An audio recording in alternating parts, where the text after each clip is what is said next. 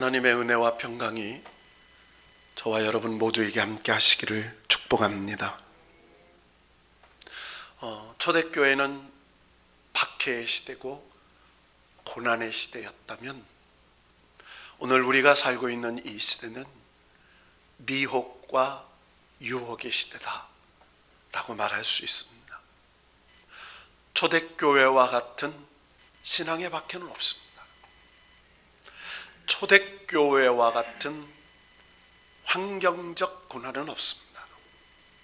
그러나 더 우리를 강력하게 도전하는 사단의 역사가 있는데 그것이 미혹이요 유혹입니다.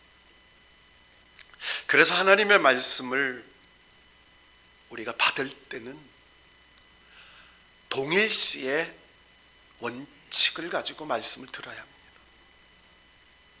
데살로니가 교회 교인들에게 주신 말씀이 아니고 오늘 예수비전 교회 성도들에게 그리고 각각 삶의 현장의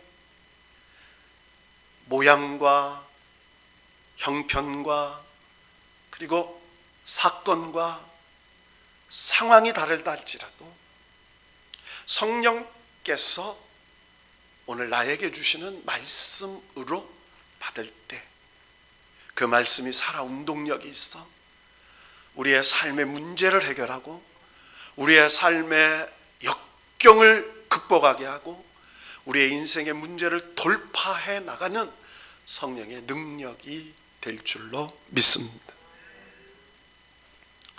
우리가 살아가는 이 세상은 모든 사람들이 공통점으로 갖고 있는 인생의 문제가 있습니다.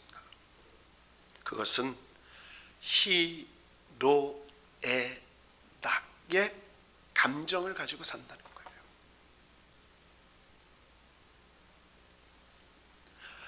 즐겁고 슬프고 노하고 그리고 기쁘고 이런 감정이 반복되는 삶이라는 거예요. 우리가 한 가지 분명히 알아야 될 것은 이 땅에서는 영원한 기쁨이 없습니다. 이 땅에서는 영원한 평강도 없습니다. 이 땅에서는 영원한 슬픔도 없습니다. 이 땅에서는 영원한 고통도 없습니다. 고난의 때가 있다면 은혜의 때가 있고 슬픔의 때가 있다면 기쁨의 때가 온다는 것이죠. 그래서 믿음은 절망을 이겨나가는 것이라고 말할 수 있습니다. 절망이 소망이 됩니다. 역경이 축복이 됩니다. 화가 복이 된다고 믿는 것이 신앙입니다.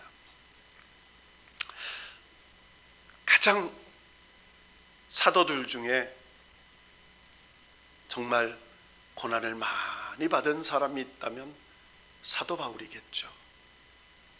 구약에서는 욥이라고 말한다면 신약에서는 바울입니다. 바울만큼 인생의 굴곡이 심한 사람도 없고요. 바울만큼 인생의 마디가 많은 사람이 없습니다. 바울은 한마디로 고난과 역경 속에서도 믿음의 꽃을 피운 사람이다 이렇게 말할 수 있습니다.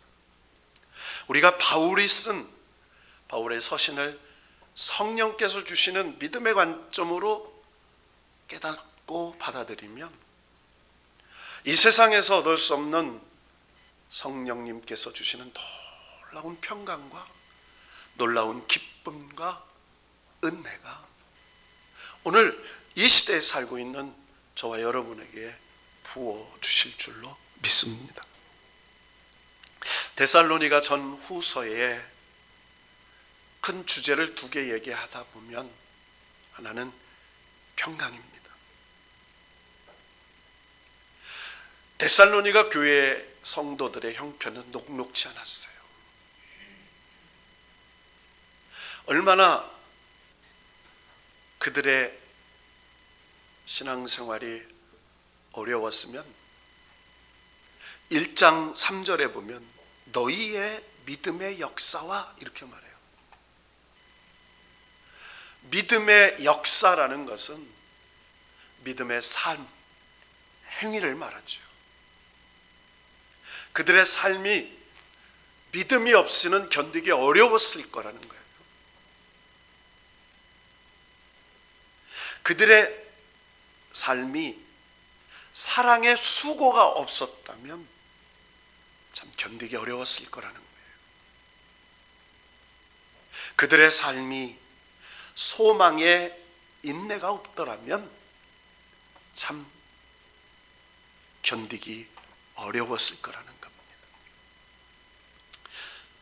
우리가 데살로니가서를 다시 한번 역사적 배경으로 거슬러 올라가면 사도 바울이 2차 전도 여행 중에 세운 교회입니다.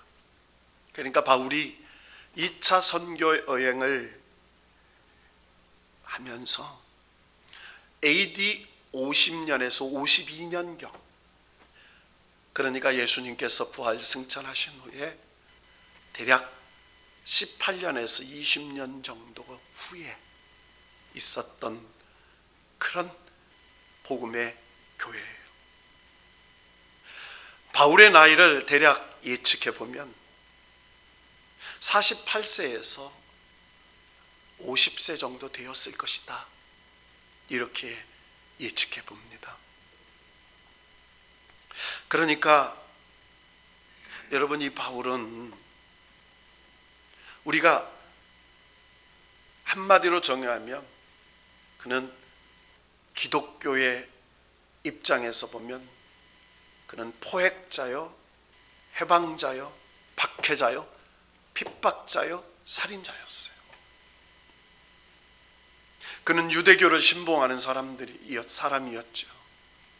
그런데 어느 날 예수 그리스도라는 메시아를 통해서 하나님이 우리를 구원하시려고 이 땅에 보내주셔서 구약의 예언의 말씀을 성취하시기 위하여 십자가에 우리를 대신하여 죽으셨다는 거예요. 그리고 죽으신 지 3일 만에 부활하셨어요. 그리고 수많은 제자들이 보는 앞에서 감람산에서 승천하셨어요. 그 사실을 믿으면, 그 예수 그리스도의 이름을 메시아로 영접하면 놀라운 하나님의 자녀가 되고 구원의 역사가 일어난다고 복음을 전하는 사람들이 생긴 거예요. 바울은 그 예수님의 제자들이 하나님을 대적한다고 생각했어요. 그들이 이단이라고 생각했어요. 그들은 잘못된 사람을 미혹하고 유혹하는 이단의 사슬을 증거한다고 믿었습니다. 그래서 바울은 열심히 특심한 사람이었어요. 여러분, 잘못된 열심은요, 사람을 죽이기도 해요. 여러분, 잘못된 신앙은요, 양날의 검과 같이 다른 사람도 다치게 하기도 하고 자신을 해하기도 하는 거죠.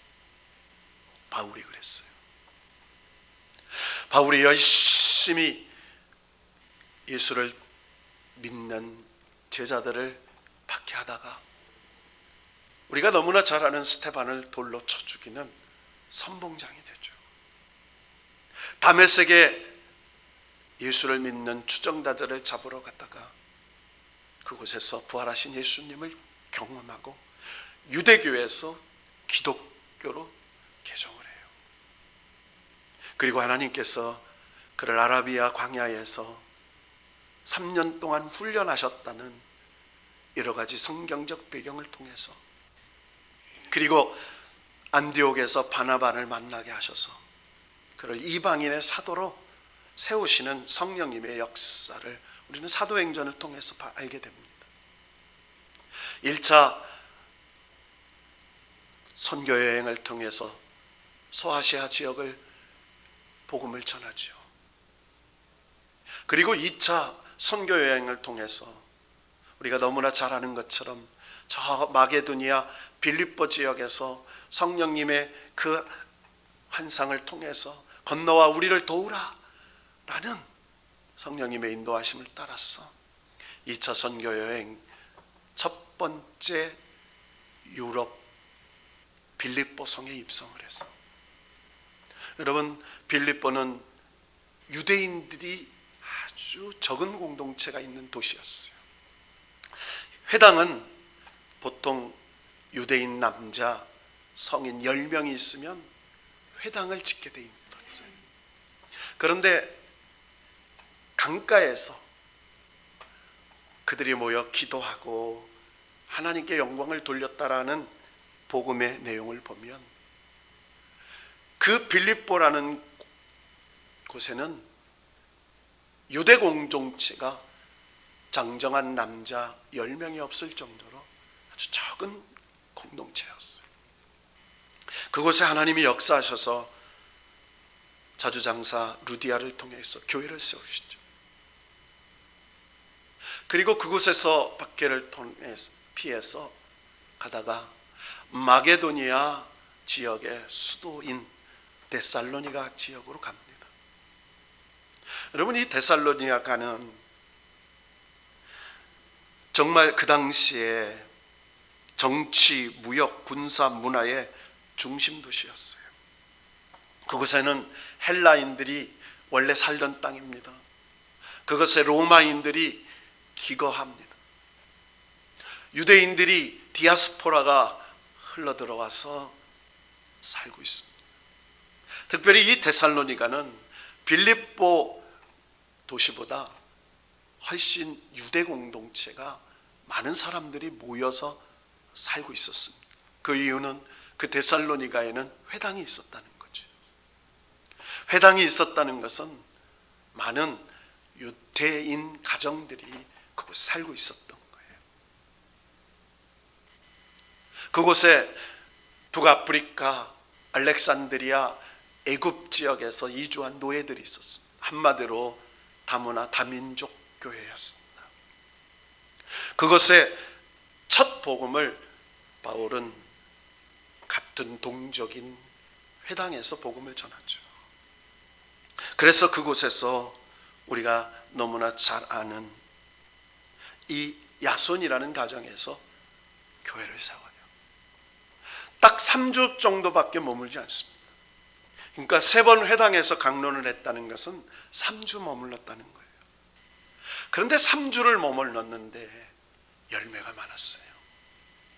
처음 몇 가정이 아닌 열매인 것 같은데, 이 3주 복음을 전하고 지나갔던 이 데살로니가 교회에, 이 마게도니아 지역에 놀라운 소문이 났어요.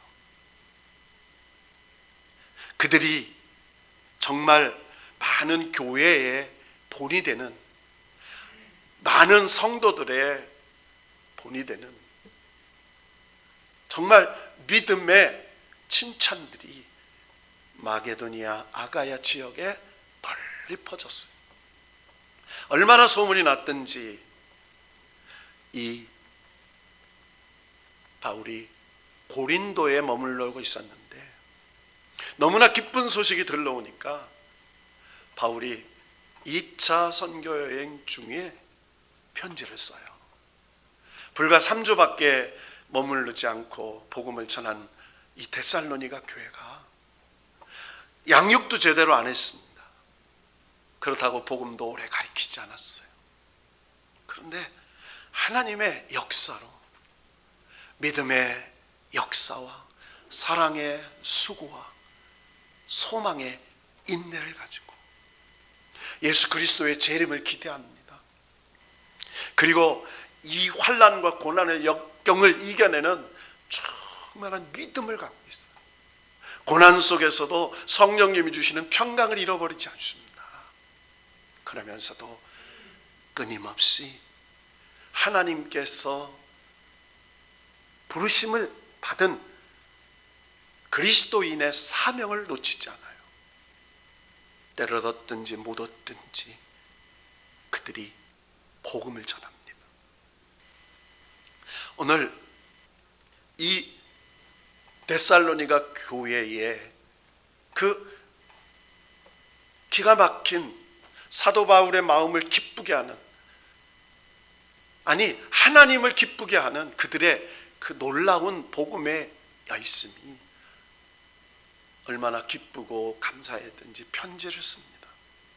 그러면서 아주 깊은 영적인 권면과 그리고 그들의 신앙을 교훈하는 글을 쓰는 거예요. 데살로니가 교회가 든든하지 못했어요. 왜냐하면 그 데살로니가 교회에 잘못된 복음이 들어옵니다. 초대교회의 공통적인 목점은 잘못된 신앙은 재림신앙이었어요. 예수님께서 십자가에 죽으시고 부활하셔서 승천한 지 불과 20년이 채 지나지 않았어요. 그러니까 예수님께서 부활하시고 승천하신 것을 목도한 주님의 제자들이 예수님이 오신다는 겁니다.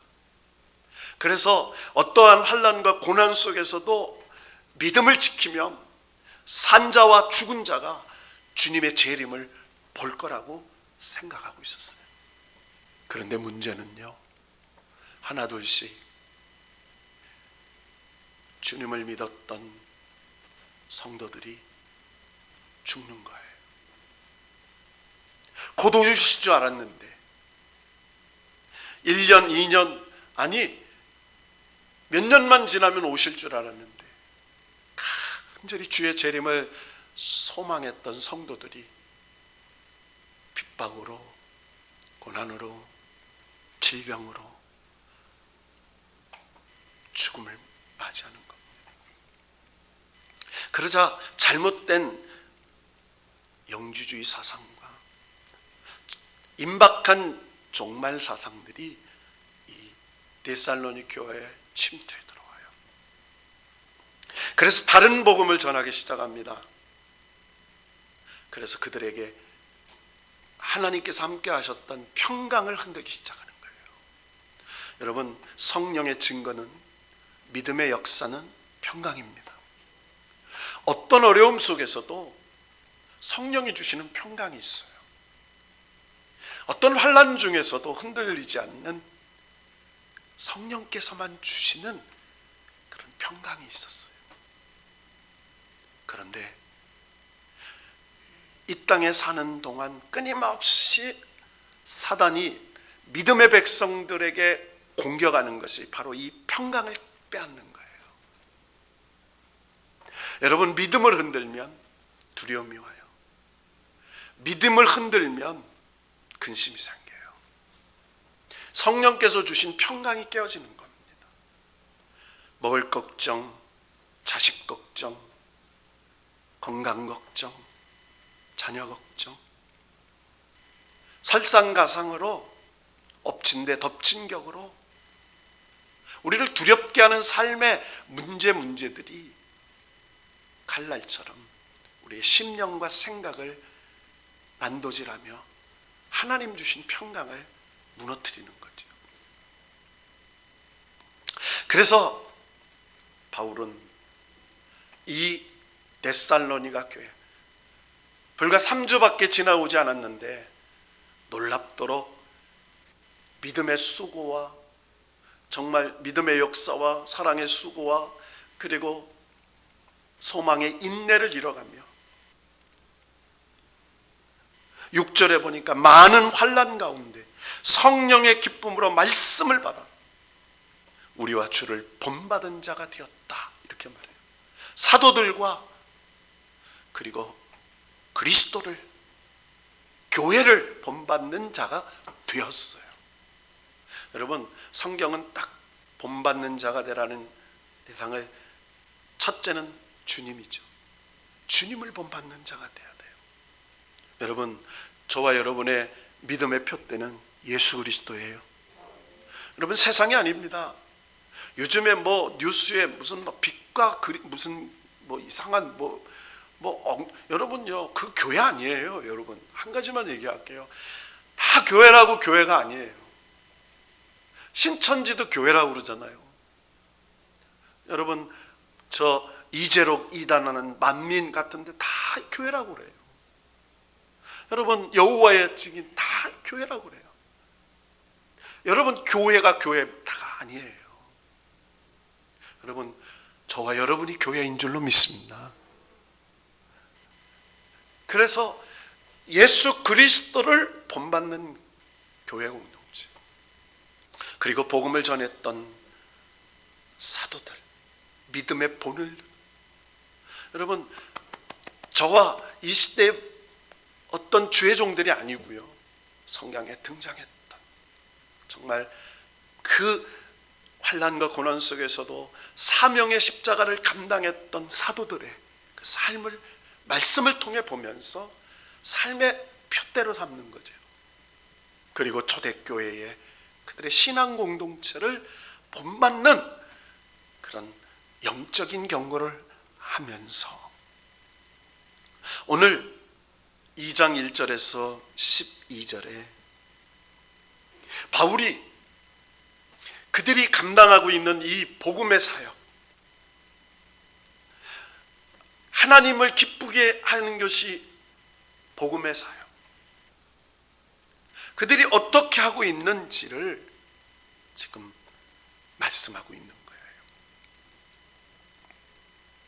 여러분, 오늘 1절, 2절이 이렇게 시작합니다. 한번 읽어봅시다. 1절, 2절을 시작. 형제들아, 우리가 너희 가운데 들어간 것이 헛되지 않은 줄을 너희가 친히 아나니. 우리가 누구예요? 바울과 실로아노와 디모데예요. 그들이 데살로니가에 가서 그 하나님의 복음을 전하는 것이 헛되지 않은 걸 너희가 아는 거예요. 열매가 바로 너희라는 거예요. 그러면서 그 복음을 전하기 위해서 이 사도 바울과 실라와 그리고 디모데가 어떻게 하나님의 사명을 감당했는지 2절에 표현하고 있습니다. 다 같이 읽어봅시다. 시작. 너희가 아는 바와 같이 우리가 먼저 빌립보에서 고난과 능욕을 당하였으나 우리 하나님을 힘입어 많은 싸움 중에 하나님의 복음을 너희에게 전하였노라. 할렐루야.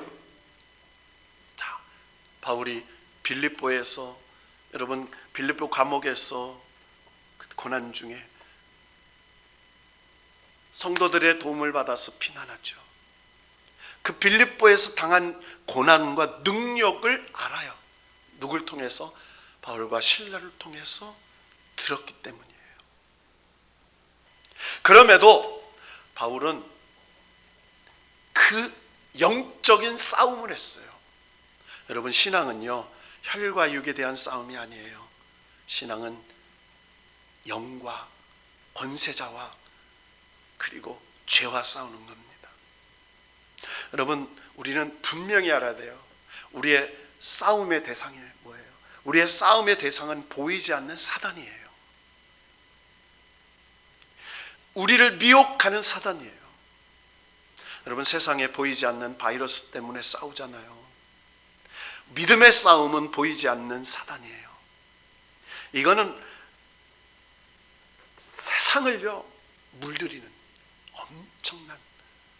엄청난 영적 바이러스를 퍼뜨리는, 정말 전쟁과 재난과 테러와 사건과 모든 것들을 가져다 두는 재앙이죠.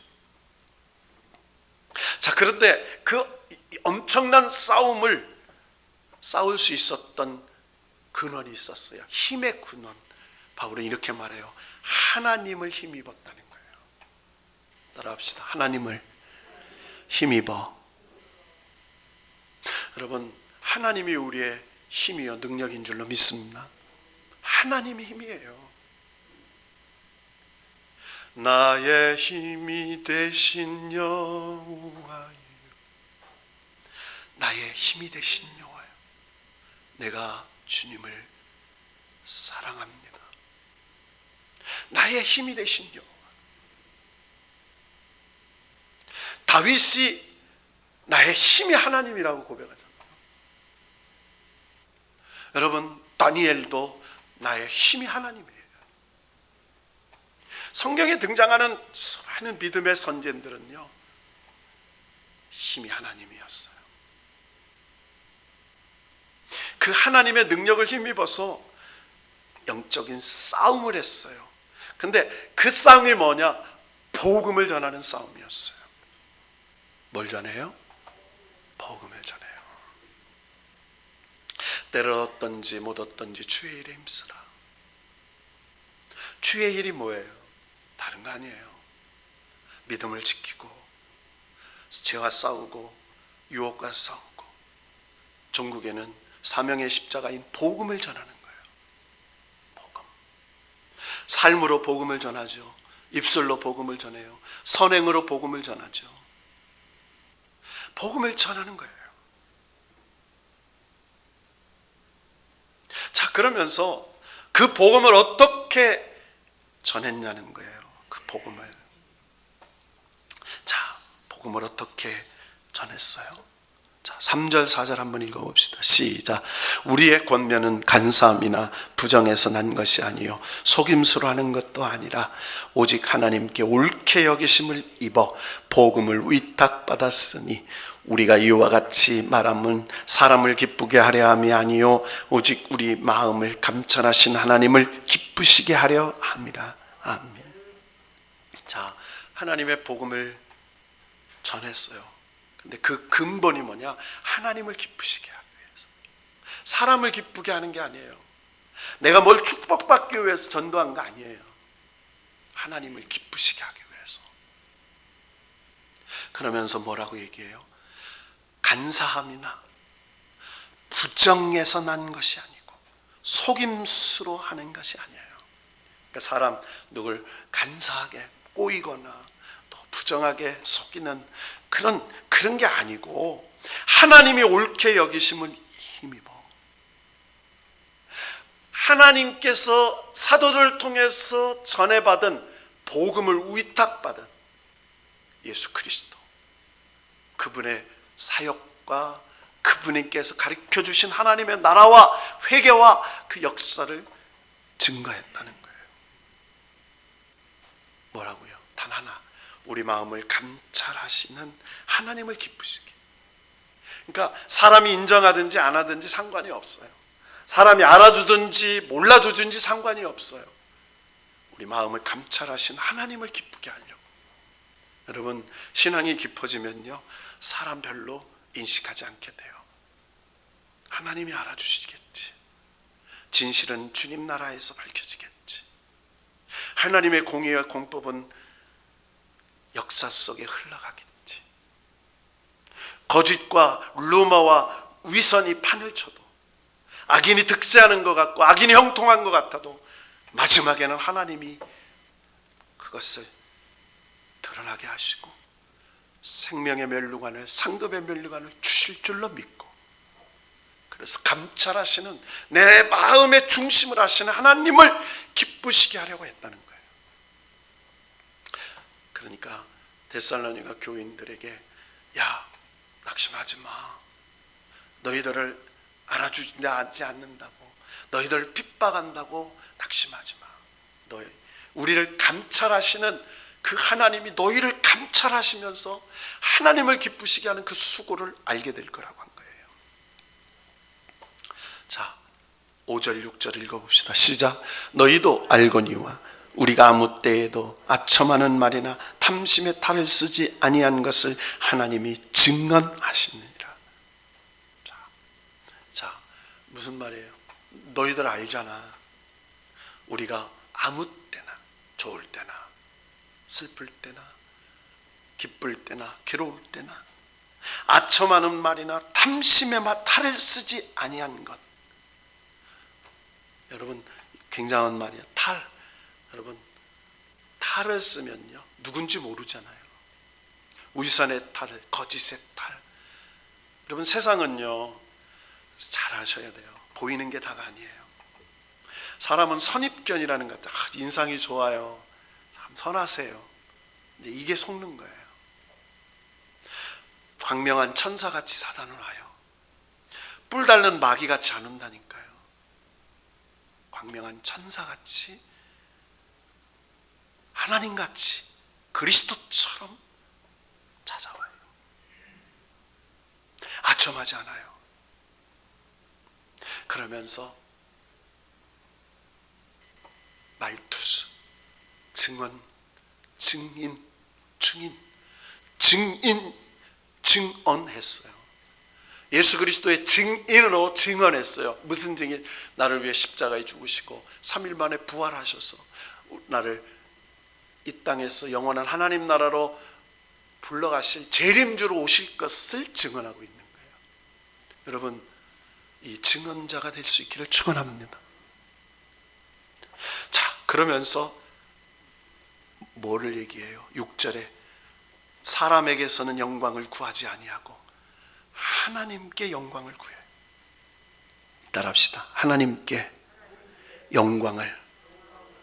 그래서 12절에 이는 너희를 부르사 자기 나라와 영광에 이르게 하시는 하나님께 합당히 행하게 하려 합니다. 하나님의 나라와 하나님의 영광을 위해서라고 해요.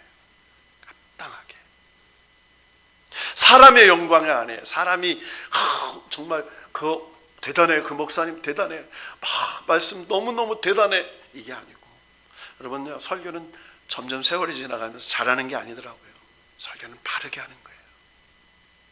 복음을 증거하는 거예요. 우리의 길을 즐겁게 하는 게 아니에요. 때로는 아프기도 하고 괴롭기도 하고 힘들기도 하지만 하나님 말씀으로 증거하는 거예요. 여러분, 말씀대로 살기 얼마나 힘든 세상입니까? 여러분, 믿음 지키기 힘든 세상이에요. 여러분, 교회 와서 예배드리기 힘든 세상이에요. 여러분, 정말 어려운 시대에 우리가 영적으로 어려운 시대에 살고 있어요. 여러분, 오늘 이 시대에 여기 앉아있는 여러분들, 하나님이 그 믿음의 그 순결함을 보고 계실 줄로 믿습니다. 여기 안 계셨다고 저기 한 게 아니에요.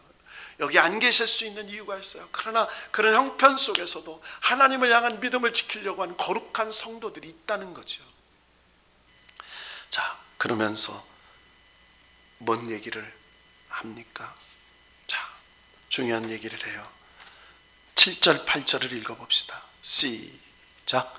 우리는 그리스도의 사도로서 마땅히 권위를 주장할 수 있으나 도리어 너희 가운데 유순한 자가 되어 유모가 자기 자녀를 기름과 같이 하였으니 우리가 이같이 너희를 사모하여 하나님의 복음뿐만 아니라 우리의 목숨까지도 너희에게 주기를 기뻐함은 너희가 우리의 사랑하는 자 됨이라. 아멘.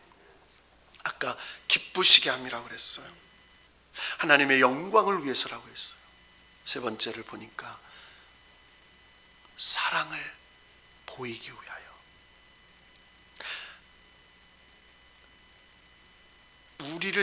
우리의 사랑하는 자 됨이라. 사랑. 하나님께서 그리스도인에게 세 가지 삶의 표대를 주셨다고 했어요. 첫째는 말구유예요. 예수님이 말구유에 탄생한 건 낮고 낮은 겸손의 짐승의 먹이통으로 오셨어요. 생명의 떡으로. 그러나 낮고 천한 비하의 낮아지심으로 오셨죠. 예수님께서 제자들의 발과 그리고 성만찬을 제정하시는 날에 세숫대에 물을 드시고 허리에 수건을 두르시면서 제자들의 발을 씻겨주셨어요. 섬김의 본을 주셨어요. 그리고 십자가에 죽으셨어요. 희생해 주셨어요. 그래서 겸손과 섬김과 희생이에요. 이게 그리스도인의 삶의 세 가지 표대예요. 오늘 뭐라고 얘기합니까? 사랑이에요. 여러분, 우리 기독교는 사랑입니다. 기독교의 사랑은 세상의 사랑이 아니에요. 내가 좋아하는 사람 사랑하고 내가 좋아하는 것 좋아하고 하는 것 아니고요. 사랑할 수 없는 걸 사랑하게 되고, 내가 이해할 수 없는 걸 이해하게 되고, 내가 받아들일 수 없는 걸 받아들이는 거, 오래 참고 온유하고 시기하지 않고 하는 그 희생에 얘기하는 거예요. 그러면서 마지막 결론적인 얘기를 해요. 9절과 10절을 읽어보십시다. 시작. 형제들아, 우리의 수고가 애쓴 것을 너희가 기억하리니 너희 아무에게도 폐를 끼치지 아니하려고 밤낮으로 일하면서 너희에게 하나님의 복음을 전하였노라. 우리가 너희 믿는 자들을 향하여 어떻게 거룩하고 옳고 흠없이 행하였는지 대하여 너희가 증인이요 하나님도 그러하시도다. 아멘.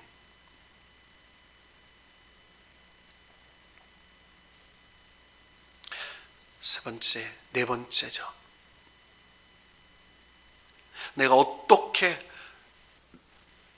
거룩하고 옳고 흠없이 행하였는지. 그러니까 여러분, 참 어려운 얘기잖아요. 어떻게 거룩하고 옳고 흠없이 행하였는지 대하여 너희가 증인이라. 야, 이건 너무 어려운 얘기잖아요. 그러면서 뭐예요? 12절에 보면 합당히 행하게 하려 함이라. 합당히 했다는 거예요. 합당하게. 합당하게.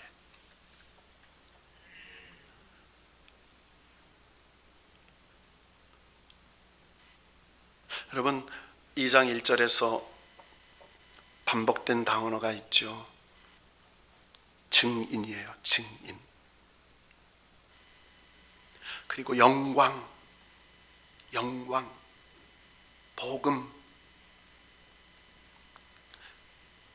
그런 단어들이 등장해요. 호주 시드니 조지 스트리트라는 40년 동안 노방전도를 했던 프랭크 제너라는 분이 있습니다. 이분이 회심해서 방탕했던 자기의 삶을 하나님께 부끄러워서 하루에 같은 장소에서 같은 시간에 40년 노방전도를 해요. 근데 그분이 한 이야기는요, 별거 아니었어요. 이런 말이었어요. 당신은 구원받으셨습니까? 만약 오늘 밤에 당신이 죽는다면 천국에 갈 수 있습니까? 이 두 마디였어요. 따라해 봅시다. 당신은 구원받으셨습니까? 오늘 밤 죽는다면 천국에 갈 수 있습니까? 딱 이 두 마디만 전했어요. 근데 40년 가까이 머리가 휘어질 정도로 나이가 먹을 때까지 나는 당신을 통해 주님을 영접했습니다 라고 하는 말을 듣지 못했어요. 죽을 날이 가까웁니다. 몸은 점점 약해지고 하나님 앞에 갈 때가 가까우니 점점 부끄러운 생각이 들고요. 그런 생각이 드는 거예요. 그런데 놀라운 일이 지구 반대편에서 일어나요. 영국 런던의 침례교 목사에게 신기한 일이 일어납니다. 낯선 사람이 예배 시간에 예배를 마치고 목사님을 찾아와 상담을 합니다. 목사님, 제가 다음에 간증을 좀 하면 안 될까요? 그랬더니 간증의 이야기를 먼저 좀 해봐라. 그랬더니 자기가 친척을 만나려고 16년 전에 호주 시드니 조지 스트리트 거리에서 걷고 있는데 한 노인이 다가와서 실례합니다. 구원 받으셨습니까? 오늘 밤 당신 죽는다면 천국에 갈 수 있습니까? 이 말이 비수처럼 자기의 마음에 꽂혔다는 거예요. 영국에 돌아와서 회심하고 그리고 예수를 영접했다는 겁니다. 이 영국의 이 목사님이 LA에 가서 집회를 인도하는데 갑자기 예배 마치고 네 노인이 찾아왔어요. 우리는 각각 25년 전, 35년 전, 15년 전 다 각기 다른 날짜에 호주 시드니에 가서 한 노인에게 똑같은 질문을 받았어요. 그리고 캐러비안 선거대에 참석해서 예수를 영접하고 구원을 받았어요. 그리고 후에 선교사가 됩니다. 그런 얘기들이 막 나오는 거예요. 너무너무 신기한 일이잖아요. 그래서 이 목사님이 궁금증이 생겨서 호주 시드니 조지 스트리트 거리를 갑니다. 근데 그 분이 없는 거예요. 하도 이상하게 여겨서 거기 오래된 가게에 질문하죠. 혹시 여기에 이런 분이 40년 동안 일했다니까. 그랬더니 그 가게 주인이 몇 달 전부터 연세가 많이 들어서 병이 들어서 나오지 못합니다. 수소문해서 그분을 찾아갔어요.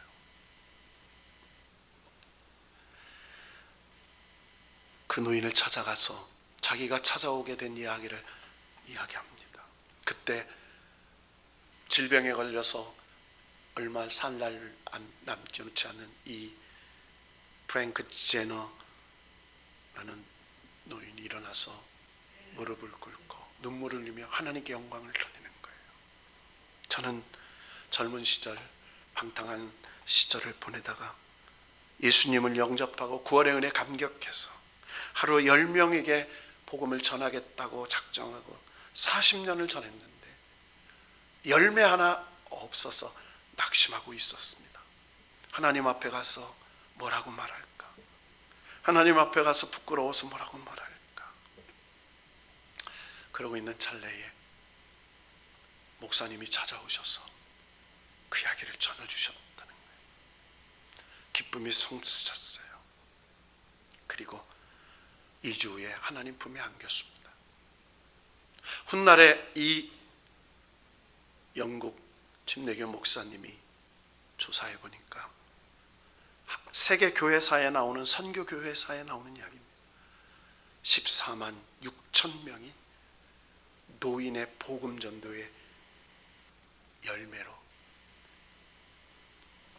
확장돼서 구원을 받은 놀라운 역사가 일어난 거예요. 여러분, 우리는 말 한마디 열매 없다고 낙심할 때 있잖아요. 직장에서 또 사업터에서 아는 친구에게 전도했는데 나오는 것 같다가 낙심해서 안 나온다고 낙심할 때 있잖아요. 아니요. 하나님이 물 주시고 입히시고 자라게 하고 계실 줄로 믿습니다.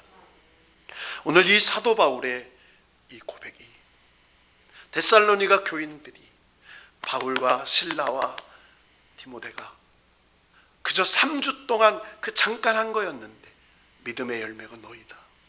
너희들이 하고 있는 그 헛수고가 헛되지 않을 거라고. 그러면서 오늘 여러분, 우리도 중앙역에서 전도지 몇 장 열매 없다고 낙심할 때 있잖아요. 또 새로운 친구, 부모 형제에게 낙심할 때가 있잖아요. 여러분, 하나님 열매는 하나님 맺게 해주세요. 우리 조미숙 권사님 시아버님 김동길 교수님 성함이 김동길 성도예요. 기도 김연한 집사님이 오래 했는데 제가 한 주 전에 가서 복음을 제시하고 지난번에도 병원에 있을 때 몇 번 제시했죠. 근데 병상세례를 주고 싶은 마음이 있어서 우리 영균 장로님과 당회하면서 허락을 받아서 갔는데 그 한 주 사이에 사단의 역사가 있는 거예요. 주변을 통해서 세례 못 받게 하는 영적인, 목사님 오지 못하게 하시라고, 못 오게. 근데 다 갔는데요, 하나님께서 권세로 탁 잡으신 거죠. 우리 어르신이 고개를 끄트리면서 세례를 받고 영접 기도하시고 세례를 받고 하나님의 생명책에 기록이 됐습니다. 그거는 우리 권사님 사랑하는 아들이 우리 아버지 천국 가셨으면 좋겠다, 그 간절한 소원의 열매인 줄로 믿고, 여러분의 부모들 낙심하지 마세요. 자녀도 낙심하지 말고요. 우리 형제 자매도요, 낙심하지 마요. 때가 이르면 거두게 될 줄 믿습니다.